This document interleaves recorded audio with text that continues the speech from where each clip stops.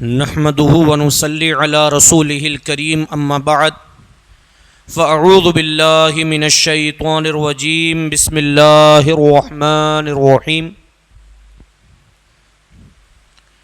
وما ارسلناك الا رحمة للعالمين صدق الله العظيم وصدق رسوله النبي الامين المكين المختار الكريم ونحن على ذلك لمن الشاهدين والذاكرين والعابدين والحمد لله رب العالمین۔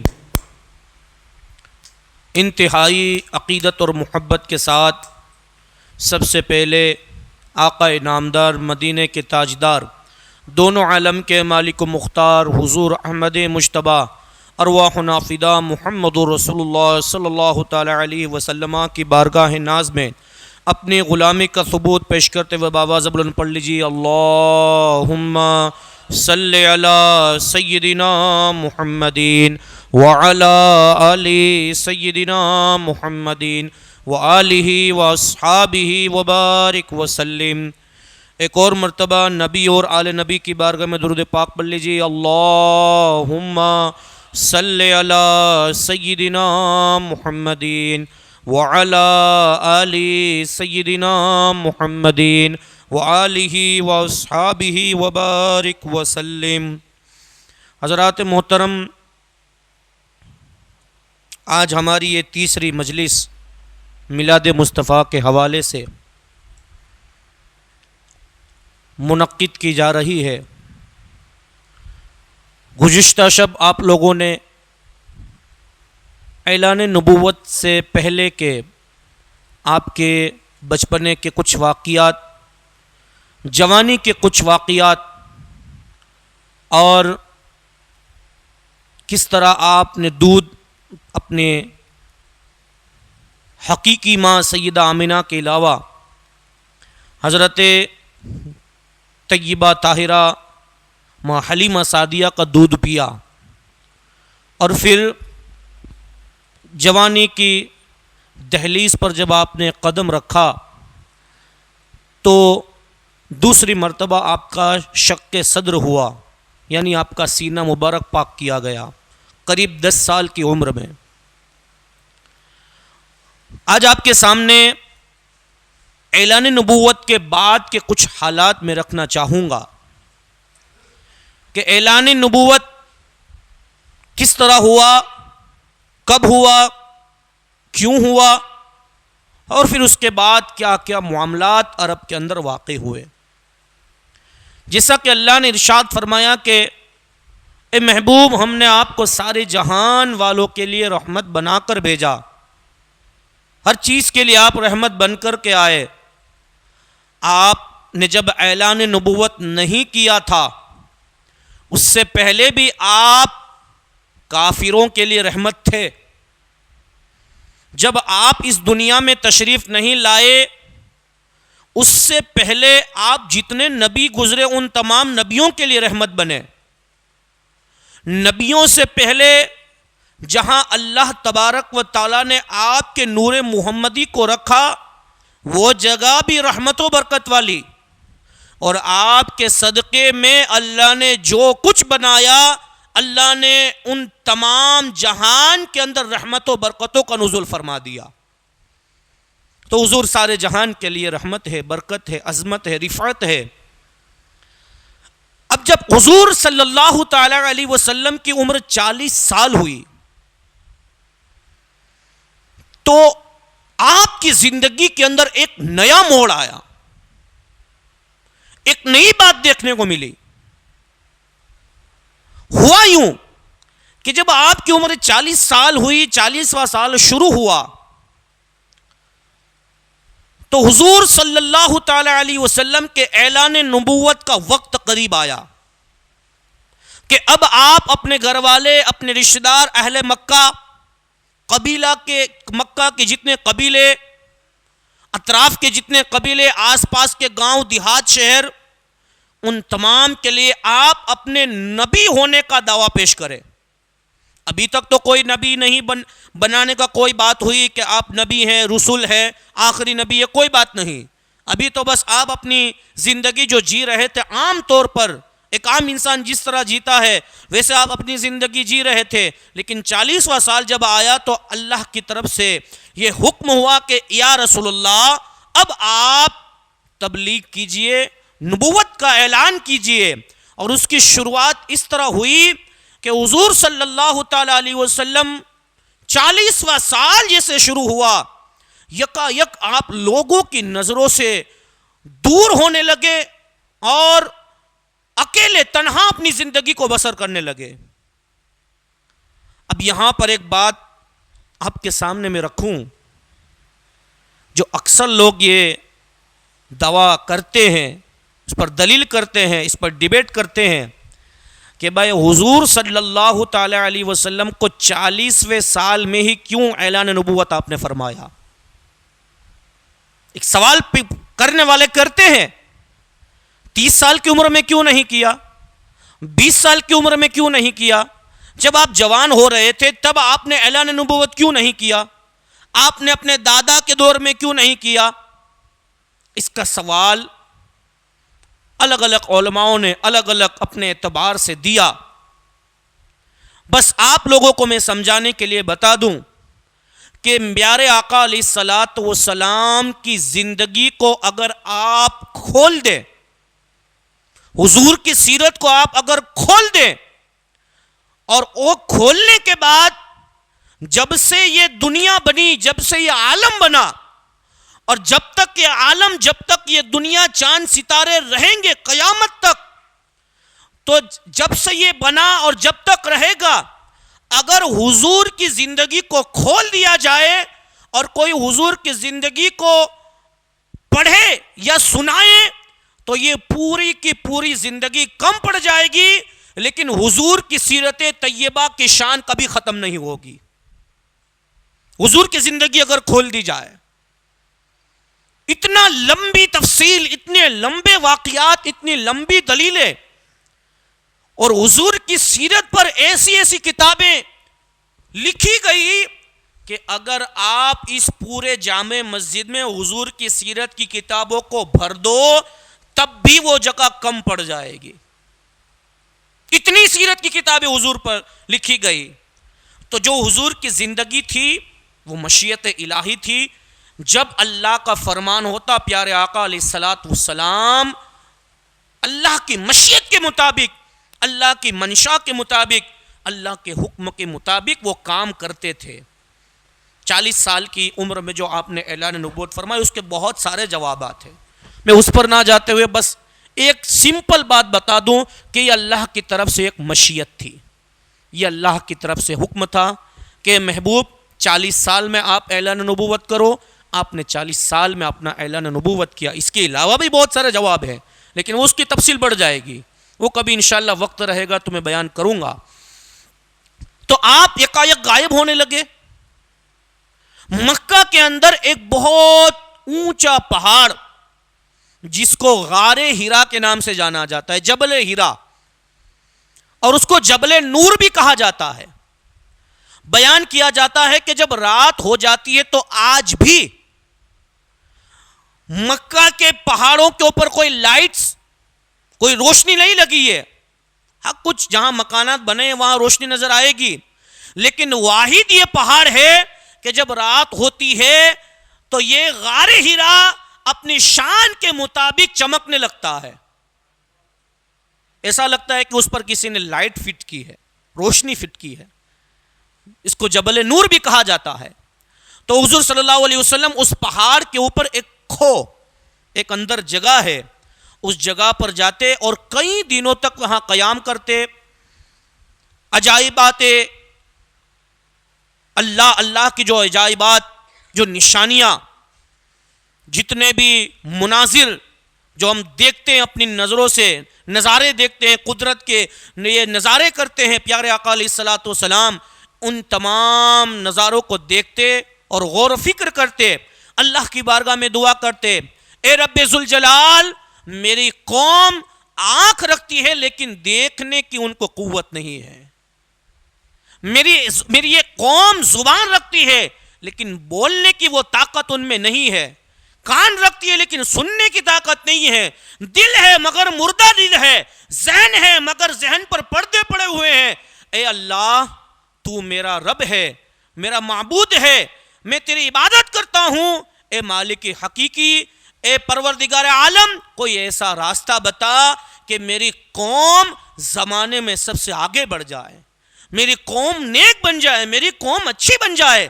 اور یہ فکر صرف مکہ والوں کے لیے نہیں تھی، بلکہ قیامت تک آنے والی نسلیں جو حضور کی امت میں ہونے والی ہیں، ان تمام امتوں کے لیے رسول اللہ یہ تدبیر کر رہے تھے کہ اللہ کچھ انتظام کر دے، کچھ ایسی چیز مجھے دے دے کہ جس کے ذریعے میں اپنی قوم کو سدھار سکوں، ان کو نیک بناؤں۔ یہ غار حرا میں آپ اپنی عبادت کرتے، اور پھر حضور کو رات میں خواب ایسے آتے کہ جو خواب رات کو دیکھتے گویا وہ صبح کو ہو جاتا۔ ایسا خواب آپ علیہ الصلوۃ والسلام دیکھتے، جو رات کو جو خواب دیکھا صبح اٹھے تو پتا چلا کہ وہ خواب کی تعبیر میری نظروں کے سامنے ہے۔ اچھے اچھے خواب آنے لگے، آپ زیادہ عبادت میں مصروف ہونے لگے، سجدوں میں زیادہ مصروف ہونے لگے۔ یہ رمضان کا مہینہ آیا، رمضان کے مہینے میں اللہ تعالیٰ نے آسمان دنیا سے حضرت جبرائیل علیہ الصلوۃ والسلام کا نزول کیا۔ غار حرا میں پیارے آقا علیہ الصلوۃ والسلام تنے تنہا تھے، اپنی امت کی فکر میں تھے۔ جبرائیل امین نازل ہوئے اور آ کر کے پیارے آقا علیہ الصلوۃ والسلام سے یہ پہلی وحی کا نزول ہوا۔ غار حرا میں 40واں سال ہے، حضور کی عمر 40 سال ہے، رمضان کا مہینہ ہے۔ اب اس نزول کے اندر بھی علماء کرام نے بہت سارے باتیں بیان کی، بہت ساری تفصیل، بہت ساری اس میں بحثیں ہوئی کہ حضور صلی اللہ تعالی علیہ وسلم پر ایک ہی بار میں پورا قرآن نازل ہو گیا کہ تھوڑا تھوڑا نازل ہوا۔ اس پر بھی بہت لمبی گفتگو، لیکن زیادہ تر علماء نے یہی کہا کہ وقتاً فوقتاً ضرورت کے تحت 23 سال میں پورا قرآن نازل ہوا۔ اس کی مثال ایسے سمجھیے کہ جیسے میرے پاس یہ حدیث کی کتاب ہے، اور حدیث کی کتاب میں ایسا ضروری نہیں ہے کہ آپ پہلے سے آپ کو پڑھنا پڑے گا آخر تک تب آپ کا جواب ملے گا۔ کبھی ایسا بھی ہوتا ہے کہ میں بیچ میں سے کتاب کھولوں گا تو یہاں سے مجھے جواب مل جائے گا، وہ حدیث مل جائے گی۔ کبھی ایسا ہوا کہ میں پھر تھوڑا آگے سے کھولوں گا تو یہاں سے مجھے مسئلہ کی درپیش ہے وہ مجھے مسئلہ یہاں سے مل جائے گا، وہ حدیث یہاں سے مل جائے گی۔ کبھی ایسا ہوتا ہے کہ آخر کے صفحے میں وہ جواب لکھا ہوا ہے تو میں وہاں سے کھولوں گا۔ یعنی پورا قرآن لوح محفوظ پر محفوظ تھا۔ اللہ نے پیارے آقا علیہ الصلوۃ والسلام کی ضرورت کے تحت تھوڑا تھوڑا نازل کرتا رہا اللہ تبارک و تعالی، اور قریب 23 سال میں قرآن مجید کا مکمل نزول ہو گیا۔ اور آج ہم جو کتابی شکل میں دیکھتے ہیں، اللہ تعالیٰ نے اس پورے قرآن کو جمع کر دیا 30 پاروں کے اندر۔ تو سب سے پہلے جبرائیل علیہ الصلوۃ والسلام کا نزول ہوا، آئے اور کہا سب سے پہلے قرآن کی جو آیہ کریمہ نازل ہوئی وہ سنیے آپ۔ اللہ تبارک و تعالیٰ نے جب یہ پیارے آقا علیہ الصلوۃ والسلام کی بارگاہ ناز سے یہ سنا کہ میرے محبوب کچھ چاہ رہے ہیں اپنی قیامت تک کی امت کے لیے، تو کوئی ایسی چیز دی جائے کہ جو ان کو قیامت تک بلند و بالا کرتی رہے۔ اللہ نے ارشاد فرمایا، اعوذ باللہ من الشیطان الرجیم، بسم اللہ الرحمن الرحیم، اقرأ بسم ربک الذی خلق۔ اقرأ، پڑھو اے محبوب اپنے اس رب کے نام پر جس نے سارے جہان کو، آپ کو، سب کو پیدا کیا۔ اقرأ بسم ربک الذی، اس رب کے نام پر جس نے پیدا کیا سارے جہان کو۔ اور عزیزان ملت اسلامیہ، یہ چند آیتیں نازل ہوئی، حضرت جبرائیل علیہ الصلوۃ والسلام نے حضور کے سامنے پڑھی۔ اقرأ بسم ربک الذی خلق، خلق الانسان من علق، اقرأ وربک الاکرم الذی علم بالقلم، علم الانسان ما لم يعلم۔ یہ 4-5 آیتوں کا نزول ہوا۔ حضور صلی اللہ تعالی علیہ وسلم سے جبرائیل علیہ الصلوۃ والسلام نے عرض کی کہ آپ پڑھیے ان کو۔ حضور نے کہا کہ میں نہیں پڑھتا۔ اچانک حضرت جبرائیل علیہ الصلوۃ والسلام کا اب اس کے اندر بھی بہت سارے لوگ اعتراض کرتے ہیں کہ دیکھو یہاں حضور صلی اللہ علیہ وسلم کو علم نہیں تھا، وہ پڑھنا نہیں جانتے تھے، وہ نہیں جانتے تھے پڑھنا، اس لیے وہ نہیں، یہ کہتے ہیں نا اس لیے حضور نے انہی کے لیے یہ دعائیں کی تھی، ایسے لوگوں کے لیے کہ تو ان کو ہدایت عطا فرما، عقل ہے پھر بھی پردے پڑے ہوئے ہیں، نظریں پھر بھی دیکھ نہیں سکتے، یا اللہ ان لوگوں کو ہدایت فرما، گمراہ لوگوں کو، بد مذہبوں کو کہ تو ہدایت عطا فرما کہ پڑھیں گے تو کچھ سمجھیں گے۔ لیکن اللہ خیر کرے، ایسے لوگ بھی ہے زمانے میں کہ پڑھتے ہیں لیکن ان کا پڑھنا بھی الٹا سمجھتے ہیں، تو کہا حضور کو اس ٹائم پر پڑھنا نہیں آتا تھا۔ بہرحال 3 مرتبہ حضرت جبرائیل علیہ الصلوۃ والسلام نے اپنے جو ان کا سینہ مبارکہ تھا ان سے حضور صلی اللہ علیہ وسلم کو اپنے گود کے اندر اپنے سینے سے لگا لیا اور اس طرح دبوچا، جس طرح ایک ماں اپنے بچے کو جس طرح اپنے گود میں لے لیتی ہے، پیار اور محبت کرتی ہے، حضرت جبرائیل امین نے حضور علیہ الصلوۃ والسلام کو اپنے پروں کے اندر دبوچا اور پھر چھوڑ دیا، واپس کہا پڑھیے، حضور نے نہیں پڑھا، پھر واپس کہا پڑھیے، حضور نے نہیں پڑھا۔ 3 مرتبہ کہنے کے بعد پیارے آقا علیہ الصلوۃ والسلام ان آیتوں کو محفوظ کرنے کے بعد فوراً اپنے گھر پر آئے۔ حضرت خدیجہ رضی اللہ تعالیٰ عنہا سے فرمانے لگے، خدیجہ مجھے چادر اوڑھاؤ، مجھے چادر اوڑھاؤ، مجھے چادر اوڑھاؤ، مجھے میری جان کا خوف ہے، مجھے ڈر لگ رہا ہے، اور پورا واقعہ غار حرا کا سنایا۔ نبی کریم صلی اللہ تعالیٰ علیہ وسلم جب اپنے گھر پر تشریف لائے اور ابھی تھوڑی دیر آرام ہی ہوا تھا کہ واپس حضرت جبرائیل علیہ الصلوۃ والسلام کا نزول ہو گیا، ابھی تھوڑی دیر ہوئی تھی کہ واپس حضرت جبرائیل علیہ الصلوۃ والسلام نازل ہوئے اور آپ کے سامنے سورہ مدثر کی آیہ کریمہ پڑھی، یا ایھا المدثر قم فانذر وربک فکبر وثیابک فطہر، یعنی اے محبوب اور رسول کریم صلی اللہ تعالی علیہ وسلم، او بالا پوش اوڑھنے والے، چادر اوڑھنے والے، یا ایھا المدثر، چادر، مدثر کا مطلب چادر اوڑھنے والا، کیونکہ حضور صلی اللہ علیہ وسلم چادر اوڑھ کے سو گئے تھے، جبرائیل امین کا واپس نزول ہوا اور یہ سورہ مدثر کی واپس آیہ کریمہ نازل ہوئی، یا ایھا المدثر، او چادر اوڑھنے والے کھڑے ہو جاؤ، قم فانذر، کھڑے ہو جاؤ پھر ڈر سناؤ، کھڑے ہو کر کے ڈر سناؤ، کس کو؟ اپنی امت کو ڈر سناؤ۔ یہ اعلان نبوت کی ابتدا ہو رہی ہے، آپ کا اعلان نبوت شروع ہو گیا ہے کہ آپ کھڑے ہوئیے اور ڈر سنائیے، وَرَبَّكَ فَكَبِّرْ، اور اپنے رب ہی کی بڑائی بولو اور اپنے کپڑے کو پاک رکھو، وَثِيَابَكَ فَطَهِّرْ، اور اپنے کپڑے کو پاک رکھو۔ یہ چند آیتیں نازل ہو گئی۔ اب حضور صلی اللہ تعالیٰ علیہ وسلم سمجھ گئے کہ یہ قرآن کا نزول ہو رہا ہے۔ آپ نے یہ تمام ماجرا اپنی اہلیہ حضرت خدیجہ کو جب یہ بیان کیا تو حضرت خدیجہ الکبریٰ رضی اللہ تعالیٰ عنہ نے اپنے چچا زاد بھائی ورقہ بن نوفل کے پاس لے گئے حضور علیہ الصلوۃ والسلام کو۔ وہاں جانے کے بعد ورقہ بن نوفل جو آپ کے چچا زاد بھائی تھے اور بہت ہی بزرگ اور نابینا ہو گئے تھے، ورقہ بن نوفل نے کہا، حضور علیہ الصلوۃ والسلام جو حضرت خدیجہ الکبریٰ کے ساتھ اپنے چچا زاد بھائی کے ساتھ پاس گئے تھے، تو حضور علیہ الصلوۃ والسلام کا جب یہ معاملہ سنا تو ورقہ بن نوفل نے کہا کہ خدیجہ حضور صلی اللہ علیہ وسلم کو کوئی نقصان پہنچانے والا نہیں ہے، حضور سے یہ کہہ دو کہ وہ جو فرشتہ آیا تھا وہ فرشتہ حضرت موسیٰ علیہ الصلوۃ والسلام پر بھی نازل ہوا، وہ حضرت ابراہیم پر بھی آیا، وہ حضرت سلیمان کے پاس بھی آیا، وہ حضرت داؤد علیہ الصلوۃ والسلام کے پاس بھی آیا، وہ آدم سے لے کر کے عیسیٰ تک نبیوں پاس آتا رہا، اور انہیں کہہ دو ان قریب تمہاری قوم تم کو نکالنے والی ہے، تم کو ستانے والی ہے۔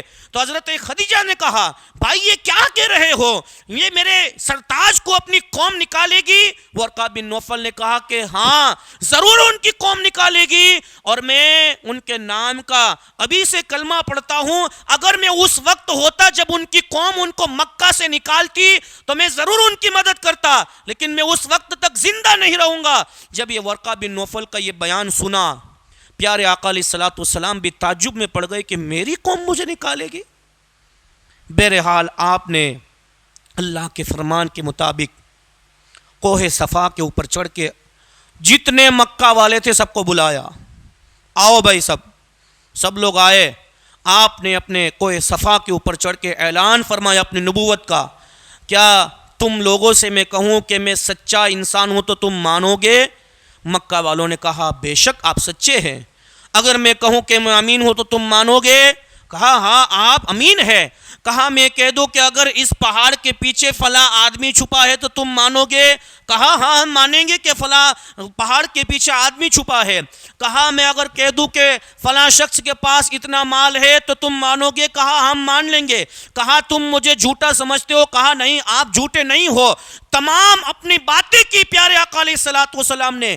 آخر میں کہا تو اب سنا مکہ والو، اللہ کا میں آخری نبی ہوں، میں محمد الرسول اللہ ہوں، میں آخری نبی ہوں، اور تم اپنے ان مکہ کے کعبہ کے اندر جو بت رکھے ہوئے ہیں اس کو چھوڑ دو، اس کی عبادت چھوڑ دو، یہ غلط ہے، یہ صحیح نہیں ہے۔ اگر عبادت کرو تو صرف اللہ کی عبادت کرو اور اس کے علاوہ کسی کی عبادت مت کرو۔ بس اتنا کہنا تھا کہ پورا مکہ آپ کا دشمن بن گیا،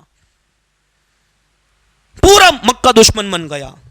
حضور صلی اللہ تعالیٰ علیہ وسلم نے جب یہ اعلان نبوت فرمایا تو 40 سال تک تو مکہ والوں نے اتنا احترام کیا، اتنی عزت اور وقار کے ساتھ رکھا کہ کبھی بھی آپ کو برا بلا نہیں کہا۔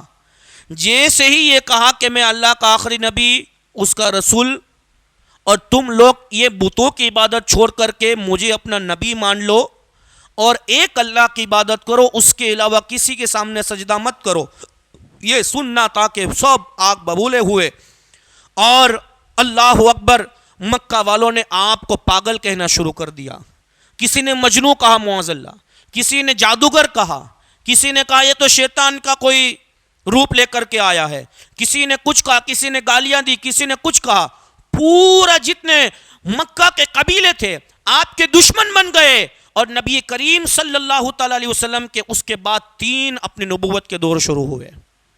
سب سے پہلا دور 3 سال تک آپ نے خفیہ تدبیر کے ساتھ اپنے جو قریبی تھے ان کو آپ نے مدعو کیا کہ آپ لوگ اسلام قبول کرے، اور دعوت اسلام دی۔ اور شروع میں جب آپ نے اعلان نبوت کیا تو 3 سال تک خفیہ طور پر آپ نے اعلان نبوت کیا۔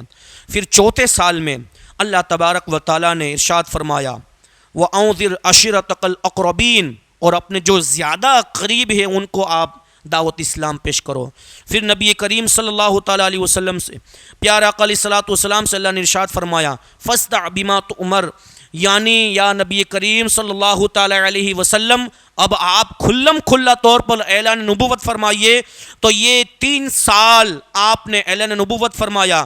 اب جو شروع میں اسلام لانے والے تھے وہ حضرت، سب سے پہلے جو آپ پر ایمان لائی آپ کی بیوی حضرت خدیجہ الکبریٰ آپ پر ایمان لائی، پھر حضرت صدیق اکبر ایمان لائے، پھر حضرت مولا علی مشکل کشا ایمان لائے، پھر آپ کے غلام حضرت زید اسلام لائے، پھر دیگر اصحاب کرام حضرت عثمان غنی اور دیگر جو قریبی تھے وہ آپ پر ایمان لائے۔ اور دھیمے آپ نبی کریم صلی اللہ تعالیٰ علیہ وسلم اعلان نبوت کرتے رہے، اور لوگ آپ کے اسلامی جماعت میں، مسلمانوں کی جماعت میں آتے رہے، ایک جماعت بن گئی۔ پھر آپ نے ظاہری طور پر اعلان نبوت کیا، اور جب آپ نے کھلا اعلان نبوت کیا تو پھر مکہ والے اور بھڑک گئے، اور زیادہ پریشان اور بہت زیادہ غصے ہو گئے کہ ابھی تک تو اے محمد تم اپنے آپ کو رسول کہہ رہے تھے اور اب تم ان لوگوں کو بھی اپنے ساتھ میں لے رہے ہو۔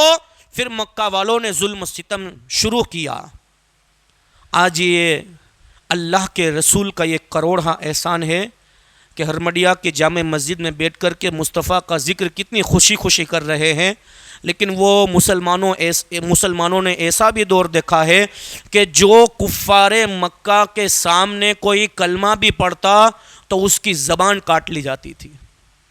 آج تو ہم کتنے مزے سے ہم نمازیں پڑھتے ہیں، بے خوف ہو کر کے، کوئی خطرہ نہیں، کوئی فکر نہیں۔ کیسی ہماری زندگی کیسی ہے؟ کھاؤ پیو آرام کرو، نہ عبادت کا میں ٹینشن، نہ اپنی زندگی آخرت کا کوئی فکر ٹینشن۔ لیکن وہ اللہ والے تھے، اتنے ظلم و ستم ہوئے، اتنی تکلیفیں برداشت کی، لیکن اس کے باوجود ان لوگوں نے کلمہ لا الہ الا اللہ کو نہیں چھوڑا۔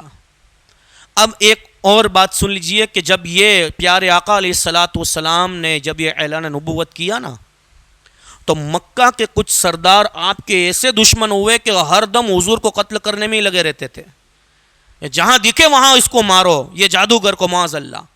اب ان میں کچھ نام بڑے بڑے جو آپ لوگوں نے سنے ہوں گے، اور واپس سن لیجئے۔ ابو لہب، حضور کا چچا، آپ کا دشمن، آخری دم تک دشمن ہی رہا۔ ابو جہل آپ کا چچا، وہ بھی آپ کا دشمن، سب سے بڑا چچا، یہ بڑا دشمن۔ اسود بن عبد یغوث، یہ بھی دشمن۔ حارث بن قیس بن عدی، ولید بن مغیرہ، امیہ بن خلف، انہی کے غلام حضرت بلال حبشی تھے۔ امیہ بن خلف یہ اسی کے غلام تھے حضرت بلال، جو حضرت صدیق اکبر نے ان کو آزاد کروا کر کے اسلام میں داخل کیا۔ ابی بن خلف، ابو قیس بن فاقیہ، عاص بن وائل، نضر بن حارث، منبہ بن الحجاج، زہیر بن ابی امیہ، سائب بن سیفی، عدی بن حمراء، اسود بن عبد الاسد، عاص بن سعد بن العاص، عافن بن ہاشم، عقبہ بن ابی معید، حکیم بن ابی العاص، یہ سب کے سب حضور کے دشمن تھے۔ مکہ میں بڑے بڑے سردار تھے، لیکن حضور نبی کریم صلی اللہ تعالیٰ علیہ وسلم اپنا اعلان نبوت کرتے رہے، لوگ دائرہ اسلام میں داخل ہوتے رہے۔ ایک صحابی رسول جن کا نام حضرت خباب بن عروت تھا، ان کے بارے میں بیان کیا جاتا ہے کہ مکہ کی گرمی میں مکہ کے اندر آگ جلائی جاتی، اتنی تپتی ہوئی ریت کے اوپر آگ جلائی جاتی، وہ انگارے جب گرم ہو جاتے تو آپ کو الٹا اس آگ پر رکھا جاتا، حضرت خباب کو اس آگ کے اوپر رکھا جاتا، اور آپ کے جسم سے جو کچھ بھی چمڑی پگھل کر کے جو رطوبت نکلتی تھی، اس سے وہ آگ ٹھنڈی ہو جاتی۔ اتنے نشان آپ کے پیٹھ پر پڑ گئے تھے، اور جب آپ ہجرت کر کے مدینہ گئے، حضرت عمر فاروق اعظم نے جب آپ کی پیٹھ دیکھی نا، تو حضرت عمر فاروق اعظم نے حضرت خباب کی پیٹھ کو چوم لیا اور کہا، خباب تجھ پر میرے ماں باپ قربان ہو جائیں۔ یہ تکلیف آج ہم کو برداشت ہو رہی ہے؟ جب یہاں حضور کی سیرت بیان کرنے کا موقع آتا ہے تو مجلس کے اندر مختصر لوگوں کی حاضری، اور یہ لوگ ایسی قربانیاں دے رہے ہیں، تو یہ قربانیاں تو ہم لوگ بس سنتے ہیں وہی ہوتا ہے سمجھ لیجئے۔ یہ ایسی قربانیاں انہوں نے پیش کی کہ آگ پر جلے پھر بھی کلمہ نہیں بدلا۔ حضرت بلال حبشی کو تپتی ہوئی ریت پر سلا کر کے اوپر بھاری پتھر رکھ دیا جاتا تاکہ ادھر ادھر نہ ہو سکے، ایسا ظلم ستم۔ حضرت عمار ابن یاسر کو چادر کے اندر لپیٹ کر کے، جو ان کا چچا تھا، اور اس میں دھونی دیتا تھا، آگ کی دھواں دیتا تھا اس چادر کے اندر، تاکہ وہ اس کا جو سانس ہے وہ مرجائے اور وہ اپنا کلمہ بدل لے۔ لیکن ان لوگوں نے کہا کہ سانس نکل جائے تو نکل جائے، جان نکل جائے تو نکل جائے، لیکن پیارے آقا کا کلمہ نہیں بدلے گا۔ اس طرح انہوں نے اپنی قربانیاں پیش کی۔ حضرت بلال حبشی اور دیگر اصحاب کرام بہت سارے ظلم ستم کفار مکہ نے ڈھائے۔ آخر میں نبی کریم صلی اللہ تعالی علیہ وسلم بہت زیادہ تکلیف کرنے لگے، ہر طرف لوگوں کے پاس جاتے اور لوگوں کو دعوت حق پیش کرتے، جو آپ کے زیادہ ماننے والے ہوتے اس کو قبول کرتے، بہت سارے معجزے دیکھتے، بہت سارے باتیں بیان کرتے، فی الکلمہ پڑھتے۔ نبی کریم صلی اللہ تعالیٰ علیہ وسلم کی جب یہ اعلان نبوت کا 5واں سال آیا تو اللہ کی طرف سے حکم ہوا کہ اب یہ حبشہ کی طرف ہجرت کر لو۔ حبشہ کا جو بڑا بادشاہ تھا جس کو نجاشی بادشاہ کہا جاتا تھا، اور اس کا نام تھا اسمہا، اس کا نام تھا اسمہا۔ حضور نے کہا کہ جو لوگ کلمہ پڑھ لیے وہ حبشہ چلے جاؤ، اور اپنا ایک قاصد بھیج دیا کہ بھائی حبشہ کا جو بادشاہ تھا اس سے کہا کہ بھائی ہمارے جتنے بھی مسلمان ہیں ان کو آپ رہنے کے لیے جگہ دو۔ حبشہ کے بادشاہ نے جگہ رہنے کے لیے دے دی، لیکن مکہ والوں کو یہ بھی گوارا نہیں ہوا۔ جیسے ہی حبشہ کی ہجرت کی مسلمانوں نے پیچھے سے اپنے قاصد بھیجے کہ جو حبشہ میں جتنے مسلمان گئے واپس ان کو لاؤ، وہاں ان کو رہنے کی اجازت نہیں ہے، رہنا ہے تو یہاں رہو، اپنا دین بدلو، لیکن کسی بھی جگہ پر آپ کو رہنے دیا نہیں جائے گا۔ پھر حضرت ابو طالب کے بیٹے جعفر طیار رضی اللہ تعالیٰ عنہ نے خطبہ وہاں پڑھا نجاشی بادشاہ کے سامنے کہ ہم حق کے راستے پر ہیں، ہمارے رسول حق کے راستے پر ہیں، ہم لوگوں کو نیکی کی طرف بلاتے ہیں، برائیوں سے روکتے ہیں، ہم ایک اللہ کو مانتے ہیں، کسی جھوٹے خدا کو نہیں مانتے، یہ ہمارا کلمہ ہے، ہم کسی کو تکلیف نہیں پہنچاتے، تو پھر ہمیں کسی بھی جگہ پر رہنے کے لیے کیوں ستایا جائے؟ جب یہ آپ کا بہت ہی پر لطف اور بہت ہی اچھے انداز میں جب آپ نے خطبہ پڑھا تو نجاشی بادشاہ نے کہا کہ تم جتنے بھی لوگ آئے ہو تم کو اجازت ہے یہیں پر رہا جائے، اور جتنے بھی مکہ سے جو لوگ کافروں کے ایلچی بن کر کے نجاشی بادشاہ کے پاس گئے تھے سب کو بھگا دیا گیا، جاؤ یہاں سے، لوگ یہیں رہیں گے۔ پھر اس کے بعد سن ہجری 6 کے اندر آپ کی اعلان نبوت کا 6واں سال، یعنی آپ کی عمر تھی 40 سال کی، تب نبی کریم صلی اللہ تعالیٰ علیہ وسلم کے چچا حضرت امیر حمزہ آپ مسلمان ہوئے، اور آپ کے مسلمان ہونے کے بعد 3 دن کے بعد حضرت فاروق اعظم مسلمان ہوئے۔ حضرت امیر حمزہ شکار پر گئے تھے، ابو جہل نے حضور صلی اللہ علیہ وسلم کو بہت برا سنایا۔ جب حضرت امیر حمزہ واپس آئے تو لوگوں نے، آپ کی بہن صفیہ نے کہا کہ حمزہ تمہارے بھتیجے محمد کو ابو جہل نے کیا آج تو بہا ہے۔ فوراً وہاں سے نکلے حضرت امیر حمزہ اور گئے ابو جہل کے پاس، کہا ابو جہل تم میرے بھتیجوں کو جو چاہے وہ بکتے ہو، اور یاد رکھنا جو محمد جو دین لے کر کے آیا ہے میں اس دین پر قائم ہوں، جو وہ دین لے کر کے آیا ہے میں اسی پر ہوں۔ اور حضرت امیر حمزہ بہت بہادر تھے، ہر روز شکار کا گوشت کھاتے تھے، صبح کو شکار پر نکلتے، شام کو واپس آتے، اور یہ اللہ کے شیر تھے حضرت امیر حمزہ رضی اللہ تعالیٰ عنہ۔ تو آپ نبی کریم صلی اللہ تعالیٰ علیہ وسلم کے پاس گئے، نبی کریم صلی اللہ تعالیٰ علیہ وسلم نے آپ کو دعوت دی اسلام کی، آپ نے اسلام کو قبول کر لیا، اور پھر نبی کریم صلی اللہ تعالیٰ علیہ وسلم کے پاس حضرت امیر حمزہ نے عرض کی کہ اے محمد عربی صلی اللہ تعالیٰ علیہ وسلم، آپ اب اجازت دیجئے کہ اب اسلام کا بول بالا ہر جگہ پر ہوگا، اور یہ حمزہ آپ کے ساتھ میں ہے۔ بس یہ 3 دن گزرے تھے، حضرت عمر فاروق اعظم یہاں پیارے آقا علیہ الصلوۃ والسلام حضرت عمر فاروق اعظم کی اسلام کی دعا کر رہے ہیں، اور وہاں حضرت عمر فاروق اعظم ننگی تلوار لے کر کے پیارے آقا علیہ الصلوۃ والسلام کو قتل کرنے کی نیت سے نکل رہے ہیں۔ راستے میں پہنچا تو کسی نے کہا عمر کہاں جا رہے ہو؟ کہا محمد کو ختم کرنے۔ کہا پہلے اپنی بہن اور اپنے بہنوئی کو دے دو، دیکھو انہوں نے بھی کلمہ پڑھ لیا ہے، فاطمہ بنت خطاب نے کلمہ پڑھ لیا ہے، اور عزیزان ملت اسلامیہ سعید بن زید نے بھی کلمہ پڑھ لیا ہے۔ جب ان کے گھر پر پہنچے آواز لگائی، اندر سے دروازہ نہیں کھلا، آپ نے ایک ایسی اپنے قدم کو مارا دروازے کے اوپر کہ دروازہ کھل گیا، اور جب اندر داخل ہوئے تو پوچھا کیا کر رہے ہو؟ کہا کچھ نہیں، ہم تو یہاں بیٹھے۔ کہا سچ سچ بتاؤ کیا کر رہے ہو؟ تو آپ نے دیکھ لیا کہ ان کی بہن کچھ پڑھ رہی تھی، جیسے ہی وہ پڑھنے کا دیکھا سمجھ گئے کہ یہ کلمہ پڑھ لیا ہے، اور ان کو اتنی ماری وہاں پر، اتنی ماری آپ کی بہن کو کہ وہ خون سے لت پت ہو گئی۔ آپ کے بہنوئی کو حضرت عمر فاروق اعظم نے مارا، لیکن جب ان کے نظروں کے سامنے جب یہ آیہ کریمہ آئی، اور جب آپ نے پڑھا بسم اللہ الرحمن الرحیم، اور پڑھنے سے پہلے آپ کی بہن نے کہا کہ عمر یہ وہ کلام ہے جس کو ناپاک لوگ نہیں چھو سکتے، تم ابھی ناپاکی کی حالت میں ہو۔ کفر کی حالت میں ہو پہلے غسل کرو، وضو کرو، پھر اس کے بعد قرآن پڑھنا اور چھونا. آپ نے غسل کیا، نہایا، اور پھر آپ نے پڑھا سبح للہ ما فی السماوات والارض وہو العزیز الحکیم. جب یہ آیت آپ نے پڑھی تو دل کی کیفیت بدل گئی.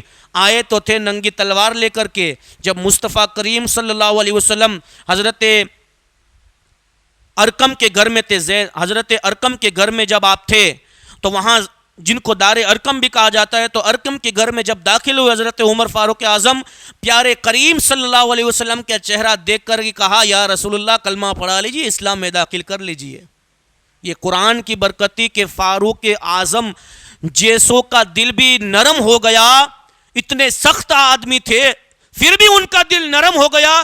ایک آیت پڑھ کر کے دائرہ اسلام میں داخل ہو گئے. پیارے آقا علیہ الصلوۃ والسلام نے اسی جگہ پر نعرے تکبیر اور نعرے رسالت کی صدائیں بلند کر دی. حضور صلی اللہ علیہ وسلم کھڑے ہو گئے حضرت عمر فاروق اعظم کے استقبال کے لیے کہ آؤ عمر، تمہاری ہی راہ دیکھ رہا تھا کہ تم کب آئے. بس حضرت عمر فاروق اعظم اسلام میں داخل ہوئے. عرض کی یا رسول اللہ اب عمر اسلام میں داخل ہو گیا، اب چھپ کر کے تبلیغ نہیں، اب یہ چھپنے کا دور نہیں، اب چلو مکہ میں چلتے ہیں، کعبہ کے سامنے تبلیغ کریں گے. سب لوگ وہاں سے نکلے، کعبہ کے سامنے پہنچے.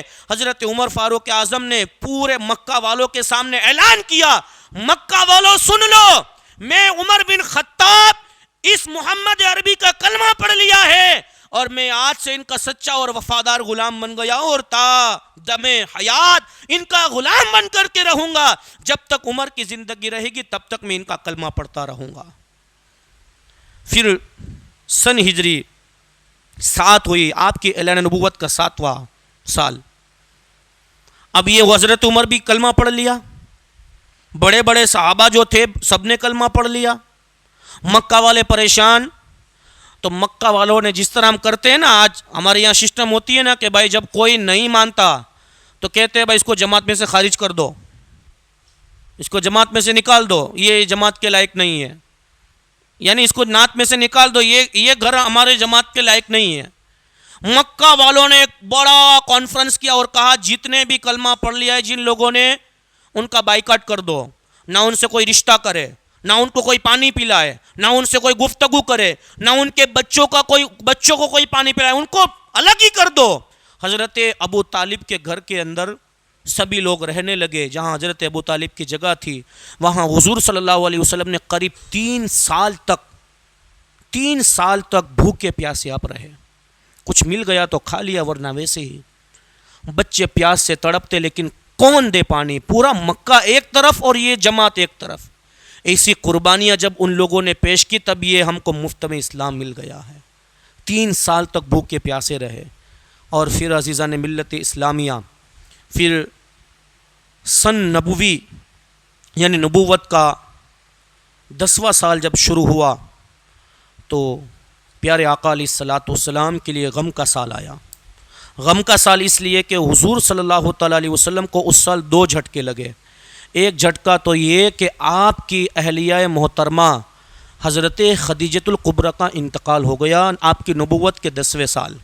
اور پھر اس کے حضرت خدیجہ کے انتقال سے پہلے حضرت ابو طالب کا انتقال ہو گیا جو آپ کے بہت ہی محبوب چچا تھے. اور حضرت ابو طالب کے حوالے سے آج بھی بہت زیادہ بحث ہوتی ہے. بہت سارے لوگ کہتے ہیں کہ انہوں نے حضور کا کلمہ نہیں پڑھا تھا، یعنی وہ کفر کی حالت میں مر گئے. بہت سارے علماء کرام یہ کہتے ہیں کہ انہوں نے کلمہ پڑھا تھا. جو تحقیق کرتے ہیں حدیثوں کے ذریعے، روایتوں کے ذریعے، بزرگوں کے قول کے ذریعے، تو بہت ساروں نے کہا اختلاف اندر. اسی لیے علماء کرام نے کہا کہ اس مسئلے کے اندر عوام کو خاموش رہنا چاہیے. قیامت کے دن اللہ تبارک و تعالیٰ ان کے حق میں بہتر فیصلہ فرمائے گا تاکہ آپ اس میں گمراہ نہ ہو سکو. لیکن بہت سارے لوگوں نے ایسی بھی باتیں کی اور یہ بھی ایک بات سوچنے جیسی ہے. میں یہ نہیں کہتا کہ آپ یہ مان لیجئے کہ انہوں نے کلمہ پڑھا کہ نہیں مانا، اس میں بہت ساری لمبی بحث ہے. وقت تو ہو رہا ہے، میں بس آخری یہ بات ہے اور میری تقریر ختم ہی ہو رہی ہے. پھر اس کے بعد پہلے حضرت ابو طالب کا انتقال ہوا، پھر 3 دن کے بعد حضرت خدیجہ الکبریٰ کا انتقال ہوا۔ 1 سال میں آپ کو 2 جھٹکے لگے، 2 غم ہوئے، اور اس کو نبی کریم صلی اللہ علیہ وسلم نے غموں کا سال کہا۔ یہ غم کا سال ہے میرے لیے، کیونکہ چچا کی شفقت بھی دور چلی گئی، اور جو سب سے قریب جو اپنی اہلیہ تھی، جو آپ پر اپنی تن من دھن سب کچھ وار دیا تھا، وہ بھی انتقال کر گیا۔ تو اسی روز کے بعد آپ نے طائف کا رخ کیا، کیونکہ مکہ والے تو ماننے والے نہیں تھے۔ پھر آپ طائف گئے دین اسلام کی تبلیغ کے لیے، وہ انشاءاللہ کل سے بیان شروع ہوگا۔ تو حضرت ابو طالب کے حوالے سے بہت ساروں نے باتیں کی، لیکن اگر کوئی ان کے ایمان کا قائل ہے تو ہم اس کو کافر نہیں کہہ سکتے۔ یہ بھی علماء کرام نے لکھا۔ اگر کوئی یہ کہے کہ میں حضرت ابو طالب جو حضرت مولا علی مشکل کشا کے والد صاحب تھے، حضرت جعفر طیار کے والد صاحب تھے، تو ہم ان کو مسلمان مانتے ہیں، تو آپ ان کو کافر نہیں کہہ سکتے۔ اور اگر کوئی ان کو کوئی کافر کہے کہ بھئی ہم ان کو کافر سمجھتے ہیں، تو آپ اس کو کافر بھی نہیں کہہ سکتے۔ یہ واحد ایسی ہستی ہے حضرت ابو طالب کہ اگر کوئی ان کو مسلمان مانے تو آپ اس کو کافر نہیں کہہ سکتے، اور اگر کوئی ان کو کافر بھی کہے تب بھی آپ اس کو کافر نہیں کہہ سکتے، اس لیے کہ ان کا مسئلہ الگ ہے۔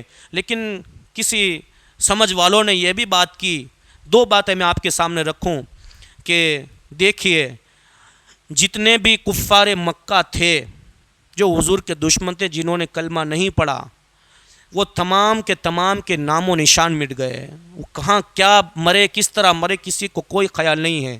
لیکن حضرت ابو طالب کی قبر آج بھی جنت المعلیٰ میں محفوظ ہے۔ کچھ کہنے والوں نے اس طرح کہا۔ پھر دوسری بات یہ کہ نبی کریم صلی اللہ تعالیٰ علیہ وسلم نے ارشاد فرمایا کہ میں اور علی ایک نور سے بنے ہیں، میں اور علی ایک نور سے پیدا کیے گئے ہیں۔ تو کیا اور میری نسل حضرت فاطمہ سے اور حضرت علی سے چلی ہے، تو جس طرح حضور صلی اللہ تعالیٰ علیہ وسلم کی نسل میں حضرت آدم تک کوئی کافر نہیں ہے، تو پھر حضرت علی کی نسل میں کوئی کافر بندہ کیسے آ سکتا ہے؟ کیسے آ سکتا ہے؟ اسی لیے تو یزید کے بارے میں بہت ساروں نے کہا کہ وہ کافر ہے، کیونکہ اس کی نسل ہی ختم ہو گئی، وہ ختم ہی ہو گیا۔ جن لوگوں نے رسول اللہ اور اہل بیت کی دشمنی موڑ لی، اللہ نے ان کی نسلوں کو ختم کر دیا اور ان کو بھی ختم کر دیا، نام و نشان باقی نہیں رہا۔ لیکن آج بھی حضرت ابو طالب کی قبر محفوظ ہے، ان کی آل محفوظ ہے۔ تو سب لوگوں نے اپنی اپنی دلیلیں پیش کی۔ بہرحال اللہ ہر انسان کو نیک ہدایت عطا فرمائے، اور سب لوگوں نے اپنی اپنی باتیں پیش کی۔ ہم کو بس اتنا کرنا ہے کہ ہم پیارے رسول کریم صلی اللہ تعالیٰ علیہ وسلم کی سچی سیرت اور آپ کی شان و عظمت پر ہمیں اپنی زندگی کو وارنا ہے۔ اللہ تعالیٰ کی بارگاہ میں دعا ہے کہ اللہ تعالیٰ ہم سب کو کہنے سننے سے زیادہ عمل کی توفیق و رفیق عطا فرمائے، اور میرے کہنے میں، آپ کے سننے میں جو کچھ بھی غلطی ہو، اللہ اس غلطی کو معاف فرمائے۔ استغفر اللہ استغفر اللہ استغفر اللہ ربی من کل ذنب وخطیئۃ واتوب الیہ، وآخر دعوانا الحمد للہ رب العالمین۔ صلاۃ والسلام کے لیے کھڑے ہو جائیں۔